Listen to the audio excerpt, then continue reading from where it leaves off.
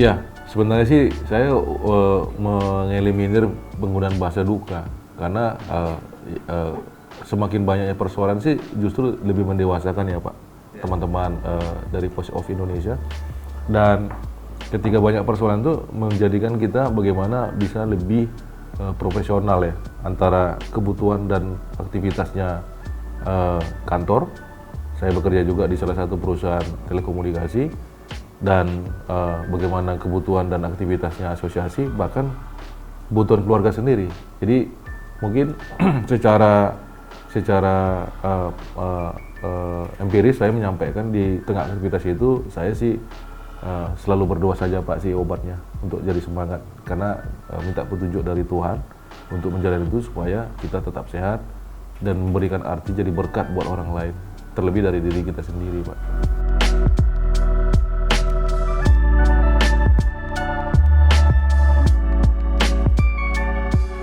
Saya didukung kebetulan oleh keluarga besar saya sendiri.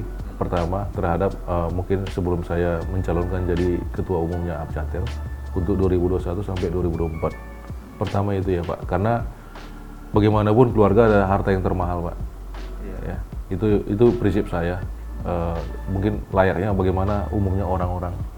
Yang kedua, yang membuat saya tetap semangat adalah ekosistem pertemanan yang ada di Abjatel itu menjadikan saya banyak belajar Pak, dengan para mungkin owner perusahaan atau pemilik perusahaan, baik para dewan direksi, baik teman-teman karyawan yang profesional juga. Jadi ada hal yang mungkin saya menjadi subsidi silang, saling belajar, saling ini. Kebetulan ada hal-hal yang mungkin katakan hal baru, misalnya saya berhadapan mungkin sama ya ketemu pejabat negara, ketemu pejabat daerah, bukan menjadi itu euforia elitis, bukan. Tapi saya melihat bagaimana cara kepemimpinan dan pemerintahan itu dijalankan, apa tantangannya, sama seperti yang saya hadapin. Belum tentu semua yang bersepakat Pak di Abjatel ketika kita mungkin katakan saya ketemu salah satu atau beberapa orang misalnya nggak sepakat, sehingga akhirnya bagaimana itu menjadi spirit Pak. Justru saya balik, kalau itu bukan berarti mereka tidak sepakat, bukan berarti mereka menolak, tapi mungkin cara pandang yang berbeda. Cara pandang yang berbeda mungkin tujuan yang sama. Tapi ketika kita berprinsip kayak saya Pak, saya ketika ketemu teman berdebat atau mengkritik saya, itu adalah teman abadi saya Pak. Meningkapin semua perjalanan saya bertugas selama saya diamanahkan jadi ketua umum Abjatel.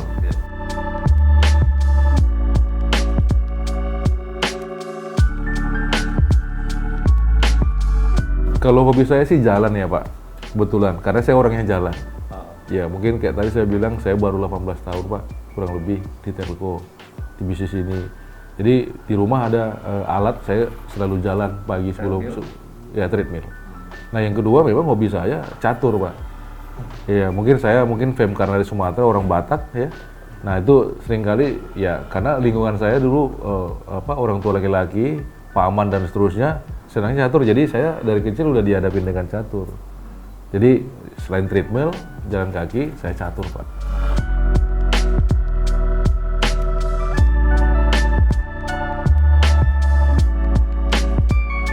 Pertama Pak, yang sangat kita harus mengingatkan kembali, baik diri saya dan orang lain adalah harus tahu diri Pak. Pertama itu. Jadi catur itu adalah refleksi atau pencerminan bagaimana kita tahu dulu diri kita untuk menggerakkan orang lain. Nah, kedua, sebelum menggerakkan berarti kita harus mengenali fungsi dan seterusnya. Nah, begitu kita mengenali, baru kita adakan komunikasi. Gak mungkin kita kerja di telekomunikasi Pak, tapi worse atau jelek komunikasi kita. Untuk mengenali, bahkan menggerakkan menjadi energi positif Pak. Saya berharap, saya menginginkan semua itu bisa menjadi suatu pesan penting dan khusus kepada teman-teman yang lagi bertumbuh, khususnya adik-adik yang masih muda, yang mungkin nanti pesan ini sampai kepada teman-teman tersebut. Iya Pak, jadi catur itu kan ada fungsi minimal, kita lihat ya, dia ukurannya 8x8, 64 kotak. Nah setiap kotak itu ada artinya, ada warnanya dua, ada putih dan ada hitam. Secara internasional diakui putih dan hitam. Nah fungsi di depan adalah itu bidak catur, itu yang mungkin menjadi kalau kita bicara angkatan darat itu adalah zenit, pasukan di depan. Nah mulai dari kastel, kuda, mantar, mesa, sama raja yang harus dilindungi sebagai bukti eksistensi catur itu menang dan kalah, ini harus didesain, Pak. Sama tadi mungkin programnya saya sampaikan 7 programnya Abjatel 2023 itu harus grand desainnya bagaimana mengenali teman-teman bos-bos atau mungkin pimpinan perusahaan dengan kelebihan dan kekurangannya dan mungkin keminatannya. Bahkan beberapa waktu setelah saya secara Karnas, beberapa ada jabrian untuk memberikan kayak semacam masukan-masukan terjadi di Vietnam seperti apa, Kamboja seperti apa, khususnya Asia Tenggara, secara analisa-analisa fixed broadband atau pengenalan jaringan. Itu hal penting, Pak, buat saya. Dan itu memperkaya, kembali lagi, bagaimana kita tahu diri, Pak. Kalau saya tahu diri, bagaimana saya bisa jadi berkat buat orang lain, Pak.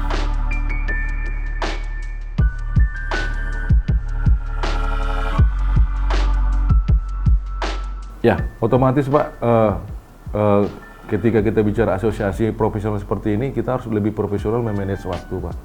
Kalau kita bicara waktu kerja saya juga, itu tidak terbatas waktu juga, Pak. Kadang-kadang malam saya kerja juga. Nah, bagaimana caranya? Saya hanya punya satu kata, Pak. Kalau kerja adalah hobi, hobi adalah kerja. Jadi kalau kerja adalah ibadah, ibadah harus dilahirkan berkat. Itu prinsip saya, Pak. Jadi saya nggak kenal capek, nggak kenal waktu juga, ya. Pada saat saya udah capek, saya tidur. Besoknya saya pagi jam 6 bangun dan beraktivitas lagi. Dan dari hari ke hari, itu yang menjadikan kayak imun terpenting dalam diri adalah dilakukan dengan passion. Dengan diri sendiri itu lebih bisa berkembang, Pak. Daripada kita karena sesuatu melakukannya, itu nggak baik, Pak.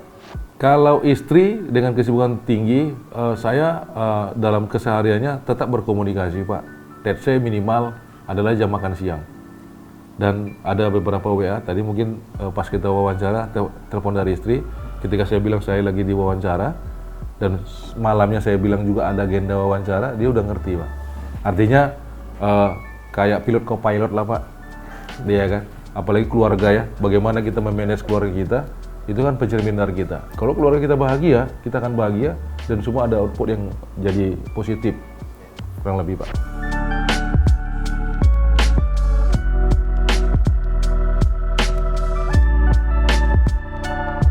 Sampai sejauh ini kebetulan saya sebelum menikah juga sama istri saya ini, kurang lebih udah hampir 10 tahun saya menikah.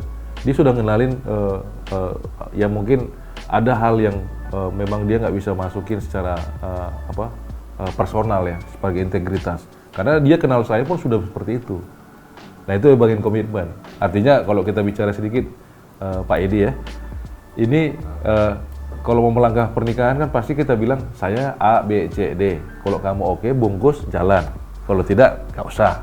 Daripada kamu nanti memendam rasa, berpikirnya yang nggak relax, refresh, itu sakit juga, iya kan? Karena saya akan ketemu banyak orang, bahkan cewek cantik, atau mungkin, ya mungkin maaf cerita status sosialnya janda, iya kan? Namanya asosiasi, iya kan? Jadi tidak ada yang salah di sana. Yang salah adalah pikiranmu, ya kan? Jadi sejak saya yakinkan keluarga istri dan seterusnya, termasuk mertua, ya kan? Nah, itu menjadi mereka mengerti.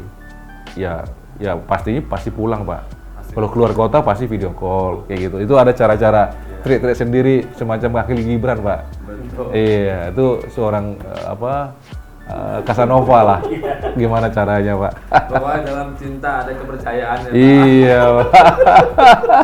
Hati-hati tergores, Pak. Karena memang saya pernah kalau personal pengakuan ketika keluarga kita lagi bermasalah atau sedih, misalnya hanya karena berdebat, jadi mungkin diam-diaman, itu nggak happy juga kita, Pak. Nggak happy. Kemanapun aura kita itu nggak positif, nggak keluar dia. Nah, itu sih yang menjadi senjata saya sih, Pak. Kenapa saya semangat, bagaimana membagi waktu. Event itu mungkin teman-teman dari Positif Indonesia saya udah sampaikan. Itu tuh saya nggak bisa memilih masalah, Pak. Hari Senin apa dulu nih yang melo-melo? Atau jam pagi, atau jam malam, atau jam sore, itu enggak. Karena memang itulah adanya. Saya jadi belajar, bertumbuh, berkembang, mengarah ke profesional, dan saya berbagi pengalaman. Salah satunya mungkin ada Mbak Weni ini, timnya kita di bidang keanggotaan. Saya juga akhirnya banyak mengasih influence sama anak muda. Kurang lebih supaya semakin banyak orang baik, menurut saya itu akan lebih baik nih dunia dijalankan. Kurang lebih gitu, Pak.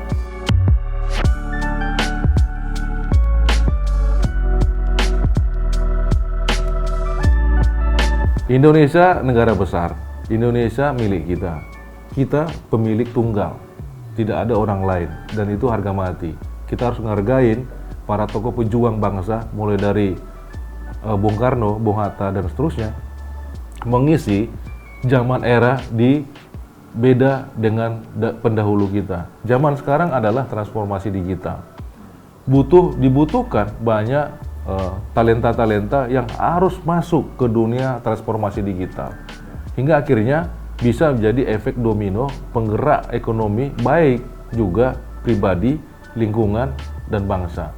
Ada hal yang terpenting teman-teman anak-anak muda, saya berharap nanti pesan ini sampai agar kalian juga menjaga ekosistem telekomunikasi itu, baik dari pekerja statusnya, baik sebagai pengguna, baik sebagai investor.